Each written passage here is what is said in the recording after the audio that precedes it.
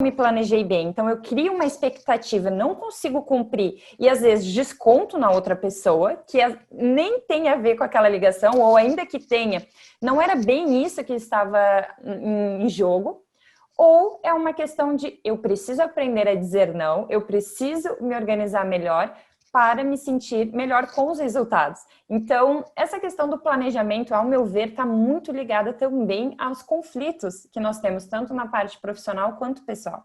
E aí eu queria ouvir um pouquinho de você nesse sentido, se tem alguma dica, qual é o seu olhar, ou se tem alguma experiência, um exemplo, diante da sua carreira. Nossa, tem um exemplo próprio, assim, que quando eu tô desorganizada, minha vida vira uma bola de neve e isso realmente reflete nas minhas relações. Uhum. Então, assim, é outro ponto que as empresas sempre demandam, é para essa questão de planejamento, né? De gestão de tempo. Gestão de tempo, assim, se for, é o recorde que eu tenho aqui das pessoas. Depois que eu fiz a formação em coaching, eu estudei bastante, fui ler muito, e aí eu vi que é assim, e é o ponto que eu trabalho em todas as minhas mentorias. Não tem uma mentoria que eu nunca trabalhei gestão de tempo dentro do processo, porque realmente é o que a gente demanda muito, assim, né? A gente não, às vezes a gente não sabe administrar realmente o nosso tempo de forma eficiente e eficaz. Então, assim, o que eu faço hoje, a primeira coisa que na minha vida me ajuda mesmo, é ter uma agenda. E uma agenda física mesmo, uma agenda de papel. Eu tenho no celular, eu gosto, mas para mim, eu gosto de uma coisa que eu aprendi com uma coach minha. Um dia ela chegou aqui, ela falou, olha a agenda que eu comprei, de tanto você falar na minha cabeça. Ela abriu a agenda, é aquela agenda que você abre todos os dias da semana, sabe? Você já visualiza todos os dias da semana. E parece bobeira, mas não é, gente. Você conseguir enxergar a sua semana ali de uma forma, de uma vez, ajuda muito. Então, a primeira coisa é ter uma agenda. Tente, as pessoas que convivem com você, você também às vezes tem que fazer sua agenda pensando na agenda dessa pessoa, né? Conversar, dialogar, escolher um momento que os dois ali vão organizar, no caso de um casal, no exemplo de um casal.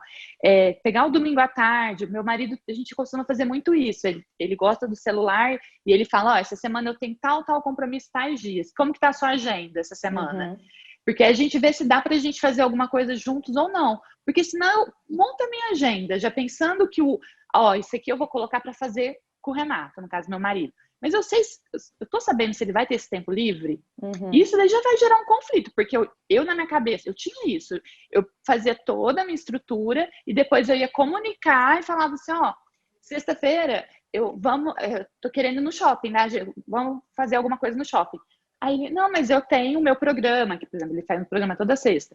Eu tenho tal coisa, você esqueceu, né? Ele também tem a agenda dele. Então, eu acho que a gente, primeiro, lógico, a gente vê a nossa individualidade ali e depois, se a gente tem, né, convive com outras pessoas, é importante também que a gente converse com essas pessoas que vão estar envolvidas nesses compromissos. E a mesma coisa em equipe. Eu vejo os líderes fazendo agenda para a equipe, às vezes esquece de comunicar, né? Então, assim, é coisa boba, mas às vezes um e-mail que a pessoa não passa para avisar daquele compromisso. Então, eu acho que a base de tudo a gente precisa se organizar, né? A gente precisa colocar literalmente no papel. E falar, né? E comunicar para alinhar isso com o outro, Comunicar, como você bem colocou, Bel. Tanto no ponto da equipe, que às vezes a pessoa cria uma expectativa achando que aquilo é prioridade para todos, sem saber que os outros já tinham outras prioridades. Então, precisamos alinhar isso. Então, eu preciso saber o que eu preciso para hoje, o que é para amanhã, para que nós saibamos o que virá como resultado. E a mesma coisa como você colocou em casa. Eu até dou o exemplo simples de nós comemos várias vezes ao dia. Então, se nós não alinhamos e não colocamos essa questão na nossa agenda, às vezes é aquele tempo que falta no final do dia, faz correndo, não come bem, ou precisa parar para fazer isso, seja pedir uma comida, seja fazer a comida, seja dividir isso com quem vive na sua casa. E você não alinha essa questão e fica com aquilo que atrasa algo que era seu profissional ou algum outro ponto pessoal por um detalhe. E aí algumas pessoas falam, nossa, mas daí você é muito organizada, tem toda a questão da agenda. Não é bem assim. Mas se nós conseguimos visualizar com esses detalhes, nós conseguimos prevenir muitos conflitos, conseguimos prevenir várias situações que acabam atrapalhando no dia a dia.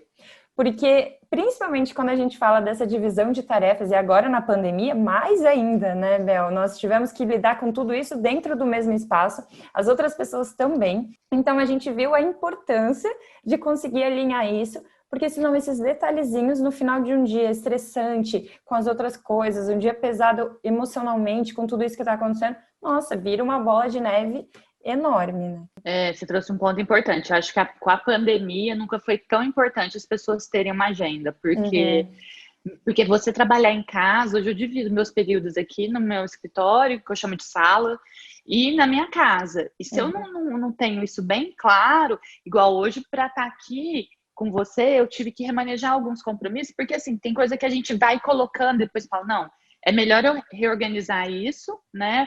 Às vezes, já avisar para a pessoa com antecedência, olha, tem como a gente remanejar isso? Porque também, senão, né, igual você falou, até porque a gente tem que pensar que eu tenho que almoçar, eu tenho que lanchar, eu preciso, né?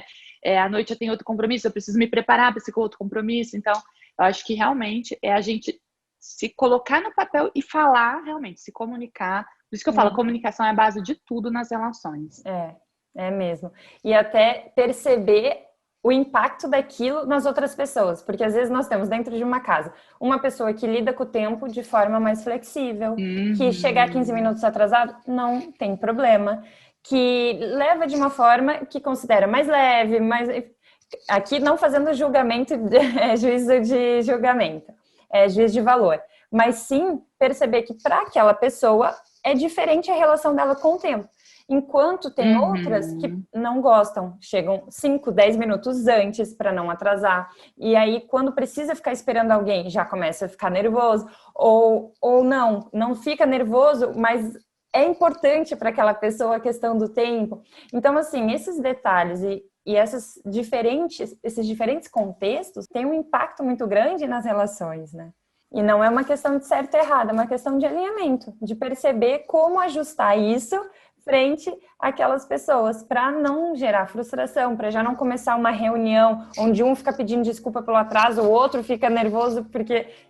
Não, para tentar acomodar, né, todos esses pontos. Isso, alinhar tudo antes, né, Lê? Isso, perfeito, Bel, obrigada.